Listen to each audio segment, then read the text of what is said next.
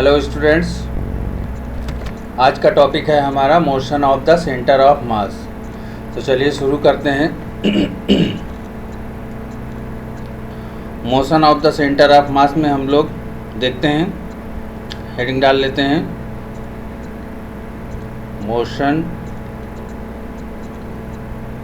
Of the centre of मास।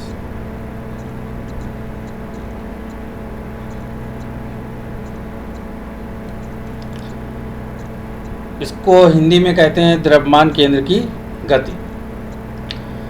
द्रव्यमान केंद्र हम लोग पढ़ चुके हैं, लास्ट टर्न पे सेंटर ऑफ मास पढ़ चुके हैं। तो यहाँ पे द्रव्यमान केंद्र की गति को बताना है हमको। तो let there are n particle in a system and m1 m2 m3 and dash dash dash mn are the mass of these particles.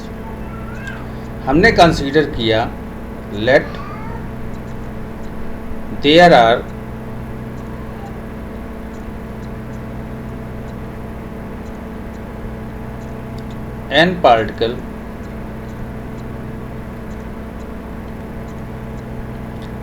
n particle in a system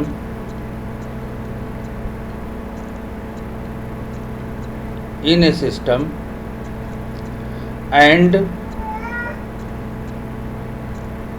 m1 m2 and m3 dash mn are the mass of these particles. Mass of these particles.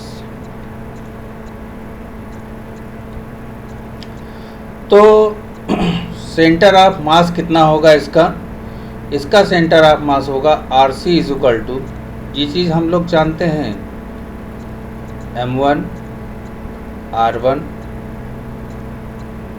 Plus m2 r2 plus m3 R3 plus कहाँ तक जाएंगे, Mn Rn तक। R हमारे positions vectors हैं, तो सब में हम वेक्टर लगा देंगे और अपॉन कैपिटल M।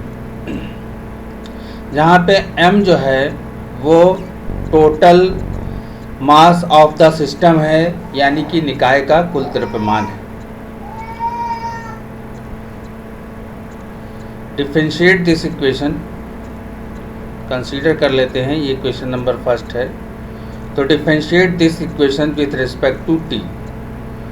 तो drc upon dt we will get 1 upon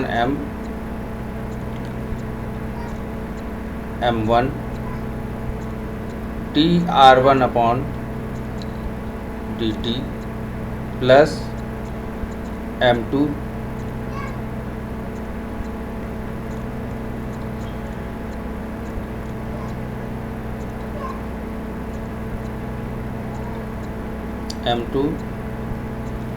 dr2 upon dt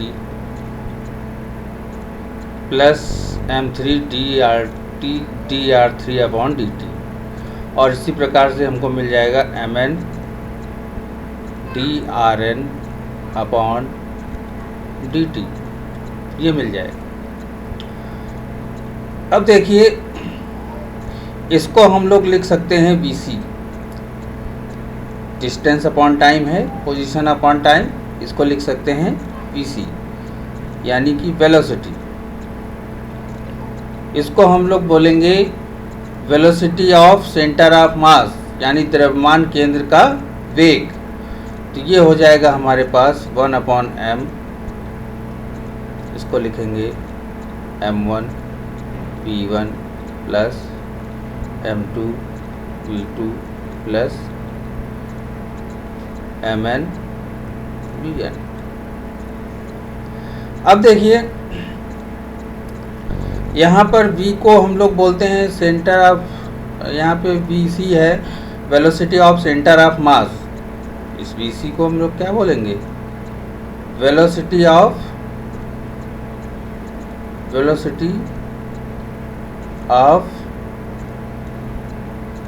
centre of मास। अब क्या करेंगे, इसको कह देंगे इक्वेशन नंबर सेकेंड और इसको फिर से डिफरेंशिएट करेंगे t की रिस्पेक्ट में। तो जब t की रिस्पेक्ट में आप इसको करेंगे फिर से डिफरेंशिएट, तो आपको मिल जाएगा t vc upon dt is equal to 1 upon m1 dv1 upon dt प्लस m2 dv2 upon dt and plus mn dvn upon dt। अब देखिए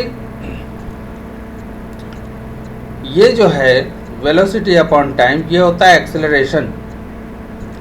तो यहाँ पे लिखेंगे हम AC, एक्सेलरेशन को हम लोग डिनोट करते हैं A से। तो मैं बोर्ड को क्लियर कर रहा हूँ, देखिए लिखते हैं AC। तो इसी तरीके से आपको अंदर भी मिल जाएगा 1 अपॉन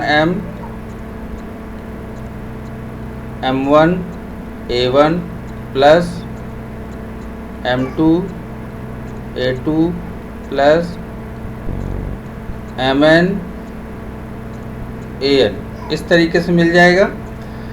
अब देखिए ये जो अपॉन में m है ये वाला, इसको उधर की तरफ रिप्लेस कर देंगे तो मिल जाएगा आपको m AC is equal to m1 A1 plus m2 A2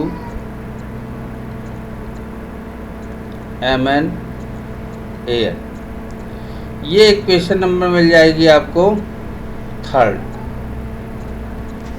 ये देखिए इक्वेशन नंबर थर्ड मिल गई आपको।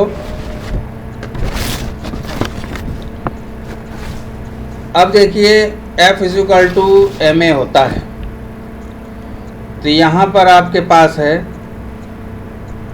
m AC is equal to F1 plus F2 और इस तरीके से ये Fn। तो हम कह सकते हैं कि product of total mass of the system and the acceleration of its centre of mass is equal to the sum of the forces acting on constituent particles of the system. अर्थात निकाय के कुल द्रव्यमान तथा द्रव्यमान केंद्र के त्वरण का गुणनफल निकाय के प्रत्येक कण पर लगने वाले बल के योग के बराबर होता है। निकाय के कुल द्रव्यमान तथा द्रव्यमान केंद्र के त्वरण का गुणनफल निकाय के प्रत्येक कण पर लगने वाले बल के योग के बराबर होता है। लिख लीजिए आप लोग इसको, हिंदी और इंग्लिश में मैं दोनों में बोल दे रहा हूँ।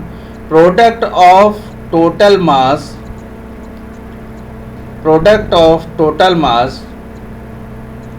of the system and the acceleration of its center of mass is equal to the sum of the forces acting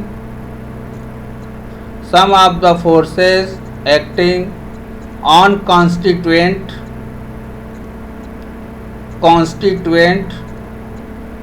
particles of the system। इसको हिंदी में लिखेंगे, निकाय के कुल द्रव्यमान तथा द्रव्यमान केंद्र के त्वरण का गुणनफल निकाय के कुल द्रव्यमान तथा द्रव्यमान केंद्र के त्वरण का गुणनफल निकाय के प्रत्येक कण पर लगने वाले बल के योग के बराबर होता है।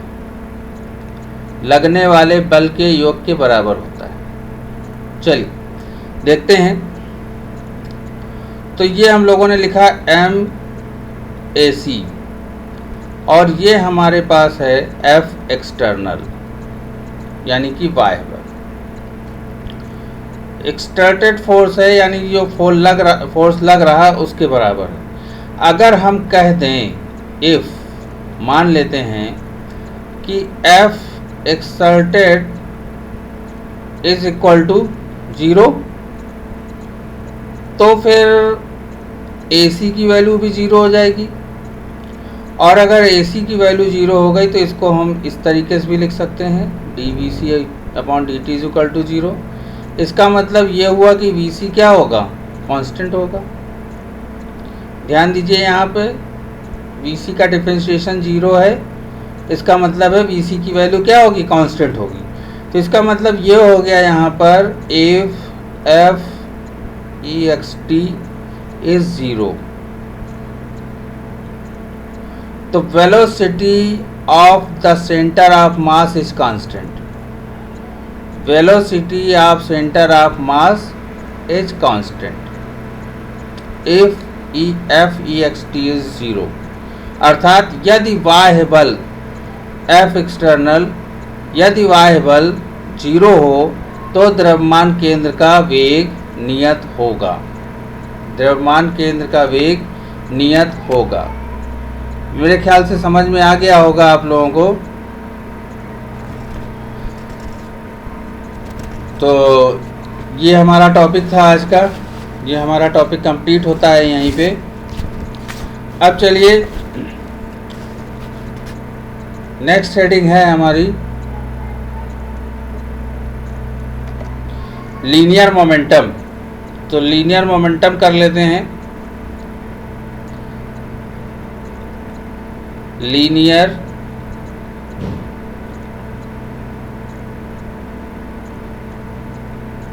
मोमेंटम।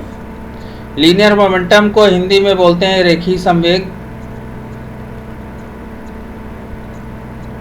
रेखीय संवेग कहते हैं। फार्मूला होता है P = m/v। ये फार्मूला होता है।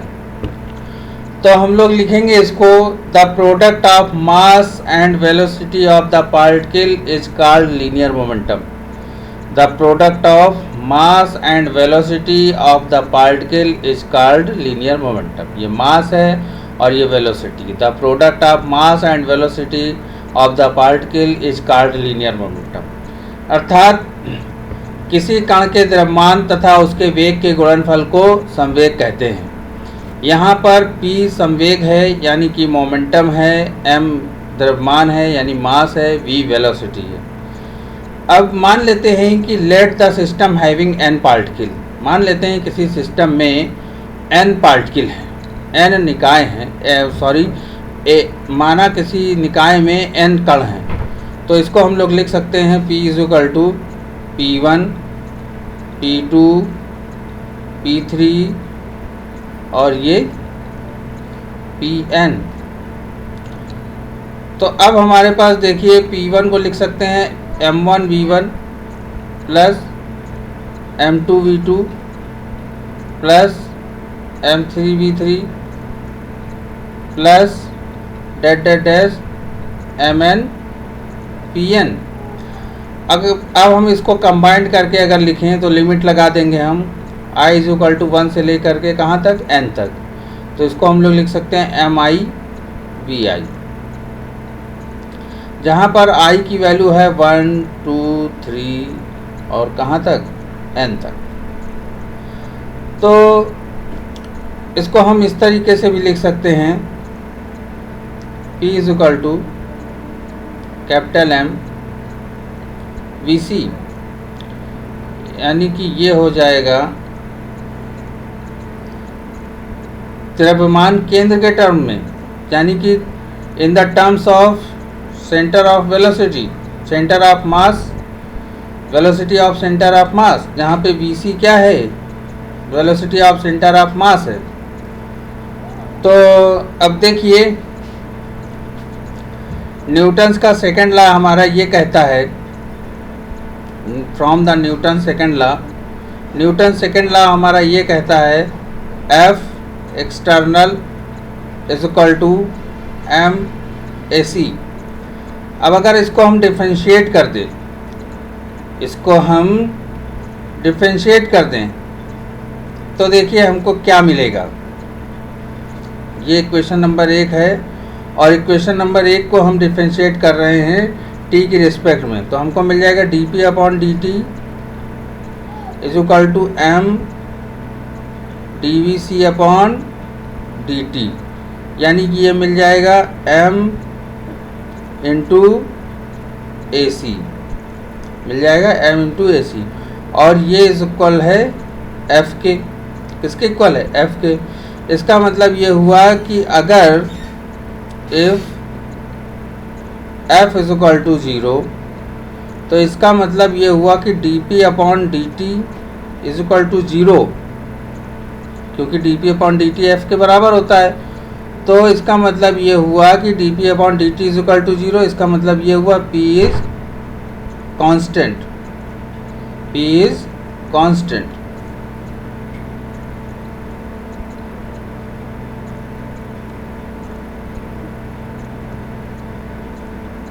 ये रेखीय संवेग संरक्षण का नियम है, समझ में आ गया होगा आप लोगों को। तो अब हम लोग आगे नेक्स्ट वीडियो में